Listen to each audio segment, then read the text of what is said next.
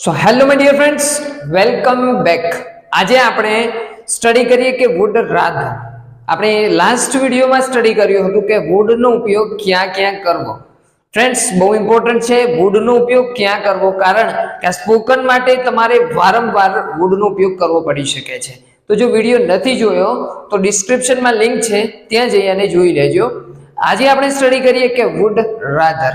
બહુ ઇમ્પોર્ટન્ટ છે કે તમે વારંવાર બોલો છો કે વુડ રાધર નું ગુજરાતી છે કે વધારે પસંદ કરું છું. જેમ કે હું ચા પીવા કરતા કોફી વધારે પસંદ કરું છું, કે હું વર્કઆઉટ કરતા આરામ કરવાનું વધારે પસંદ કરું છું. તો કંઈક તમે વધારે પસંદ કરો છો તો વુડ રાધર. ઓકે, શાનો ઉપયોગ કરવાનો છે? Would rather. એક્ઝામ્પલ આપેલા છે, એનાથી ક્લિયર થશે કે એક વાક્ય છે ગુજરાતીમાં, હું બોઇલ ભોજન કરતા તીખું વધારે પસંદ કરું છું. હું બોઇલ ભોજન કરતા તીખું વધારે પસંદ કરું છું. તમે શું વધારે પસંદ કરો છો? તો કે તીખું ખાવાનું, સ્પાઇસી ફૂડ. શું છે?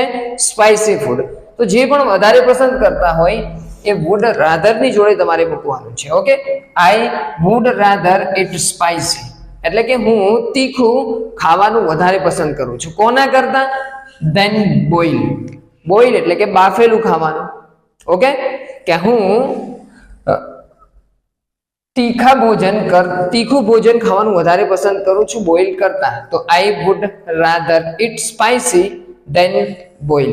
અન્ડરસ્ટુડ? જો સેકન્ડ છે કે હું કોફી પીવા કરતા ચા પીવાનું વધારે પસંદ કરું છું. તો વધારે પસંદ કરું છું, I would rather drink tea. હું ચા પીવાનું વધારે પસંદ કરું છું. I would rather drink T.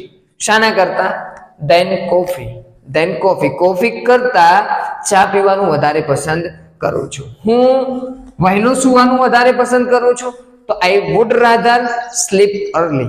આટલું સેન્ટેન્સ યાદ રહે તમને કે જે પણ વધારે ગમે છે વુડ રાધર ની પાછળ મૂકો. જેમ કે મને વહેલું સૂવાનું વધારે પસંદ છે, તો I would rather sleep early.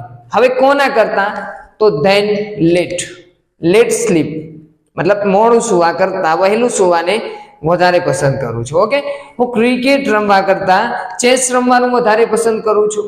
તો શું વધારે પસંદ કરું છું? ચેસ. તો I would rather play chess than play cricket. Clear થઈ ગયું? ઓકે ફ્રેન્ડ્સ, અહીંયા ધ્યાન આપો કે હું વર્કઆઉટ કરવા કરતા આરામ કરવાનું વધારે પસંદ કરું છું. શું? તો I would rather take rest.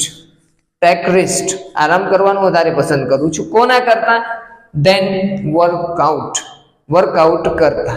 Okay, અહીંયા આગળ છે, લાસ્ટ છે કે હું શું પસંદ કરું છું? બિઝનેસ કરવાનું. તો I would rather do business. હું બિઝનેસ કરવાનું વધારે પસંદ કરું છું. કોના કરતા? Than do a job. એટલે જોબ કરવા કરતા હું બિઝનેસ કરવાનું વધારે પસંદ કરું છું. હું ગુજરાતી બોલવા કરતા ઇંગ્લિશ બોલવાનું વધારે પસંદ કરું છું. I would rather speak English than Gujarati. I would rather speak English than Gujarati. હું ક્રિકેટ રમવા કરતા ફૂટબોલ રમવાનું વધારે પસંદ કરું છું. તો I would rather play football. I would rather play cricket than football. Okay, તો ક્લિયર થઈ ગયું કે જે પણ કંઈક વધારે પસંદ છે એવા સેન્ટેન્સ બોલવા છે. તો વુડ રાધર, પછી વર્બ. શું આવે? વર્બ. અને પછી શું આવે? ઓબ્જેક્ટ. એ યાદ નહીં રાખો તો આ સેન્ટેન્સ ને યાદ રાખો. જે વધારે ગમે છે એ વુડ રાધર અને પછી તમારે મૂકવાનું છે. ઓકે, હવે આપણે જોઈએ કે રાધર. હવે આપણે ડિટેલમાં જોઈએ કે રાધર ધેન નો ઉપયોગ કેવી રીતે કરવો. એકદમ સિમ્પલ લેંગ્વેજમાં છે કે રાધર ધેન એટલે ના બદલે.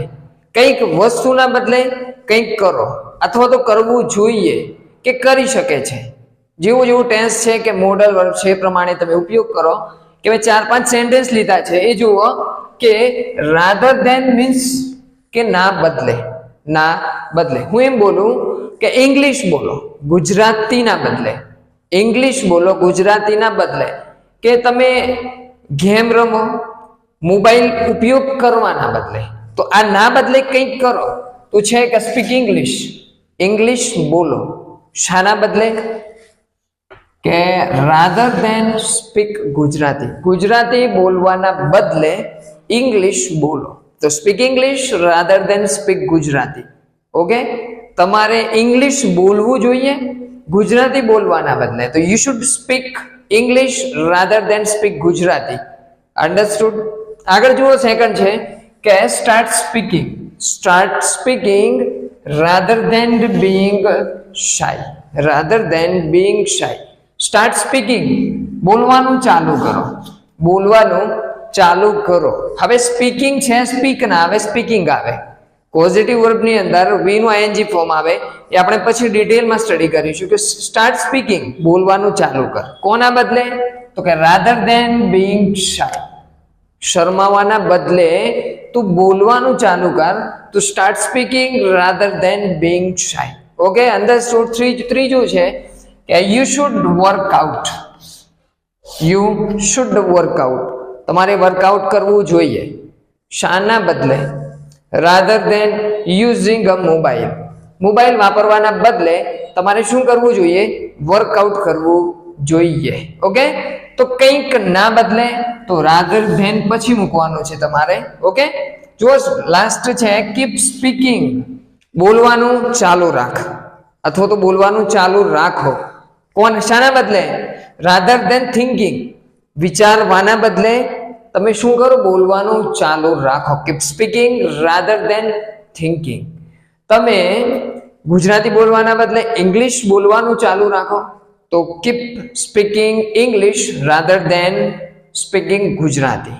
તો ક્લિયર થઈ ગયું. કંઈક વસ્તુના બદલે કંઈક કરો અથવા તો કંઈક થાય છે તો શું મૂકવાનું છે? રાધર દેન. અથવા તો મેં એક વિડીયોમાં તમને ડિટેલમાં સ્ટડી કરાવ્યું હતું કે ઇન્સ્ટેડ ઓફ નો ઉપયોગ કરી શકો. કે તમે ચા પીવાના બદલે કોફી પીવો તો drink coffee instead of drink tea. તો તમે અહીંયા રાધર દેન ની જગ્યાએ ઇન્સ્ટેડ ઓફ ઉપયોગ કરી શકો. કે ઇંગ્લિશ બોલવાના બદલે તો speak English instead of speak Gujarati. તો ઇન્સ્ટેડ ઓફ અને રાધર દેન એ બંને શું છે? સેમ મિનિંગ છે, સિમિલર છે. સો ફ્રેન્ડ્સ, ક્લિયર થઈ ગયું હશે કે વુડ રાધર, રાધર દેન અને ઇન્સ્ટેડ ઓફ.